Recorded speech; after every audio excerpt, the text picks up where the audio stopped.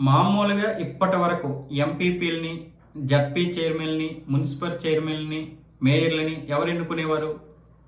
జడ్పీటీసీలు ఎన్నుకునేవారు. ఈ జడ్పీటీసీలు ఎన్నుకోవడం వల్ల అవిశ్వాస తీర్మానం కూడా ఎక్కువగా పెట్టడం జరిగేది.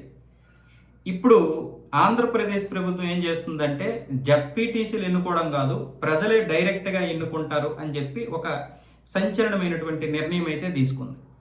మరి ఇది ఎంతవరకు సక్సెస్ అవుతుందో తెలియదు కానీ ప్రజలు డైరెక్ట్‌గా ఎన్నుకోవడం అనేది మంచి పద్ధతే.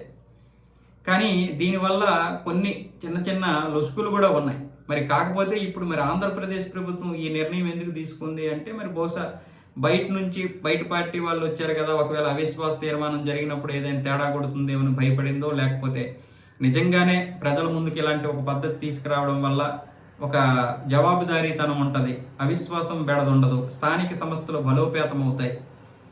అందరిలో కూడా పారదర్శకత ఉంటుంది. ఇంతకుముందు అంటే ఇప్పుడు పంచాయతీ ఎన్నికలకి ఏ విధంగా అయితే ప్రజలు డైరెక్ట్‌గా ఎన్నుకుంటారో, అదే విధంగా అంటే మెంబర్లతో సంబంధం ఉండదు ఇంకప్పుడు. ఎంతమంది మెంబర్లు వచ్చినా సరే పెద్దగా సంబంధం ఉండదు. ఆ విధంగా దీన్ని కూడా తీసుకురావాలని చూస్తున్నారు. అంటే ఇప్పుడు జడ్పీటీసీలు మాత్రమే కీలకం. మామూలుగా వీళ్ళని ఎన్నుకోవడం వల్ల జడ్పీటీసీలు కీలకం. వాళ్ళు గెలిస్తే చాలు, వాళ్ళ యొక్క గొంతెమ్మ కోరికలు తీర్చడానికి వీళ్ళందరూ బాగా కష్టపడేవాళ్ళు. ఇప్పుడు జడ్పీటీసీలకి ఆ కోరలు పీకేసినట్లే లెక్క మరి. అయితే ఇది ఎంతవరకు ఇంప్లిమెంటేషన్ అవుతుంది?